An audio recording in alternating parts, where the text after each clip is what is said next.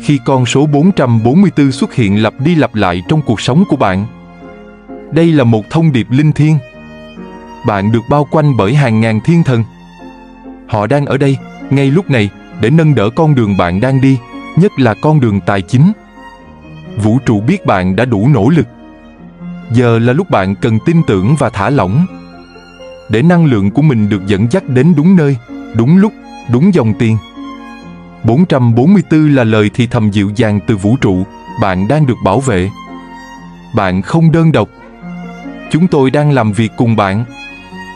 Nếu bạn đang ở đoạn đường tài chính đầy thử thách, nếu bạn đang gồng mình để cố nhưng trong lòng vẫn thấy trống rỗng, tôi mời bạn dừng lại một chút và bắt đầu với cuốn sách Luật hấp dẫn tiền bạc. Đây là hành trình quay trở lại bên trong, nơi bạn điều chỉnh lại niềm tin, năng lượng và cảm xúc sâu kín nhất về tiền bạc bạn nhé.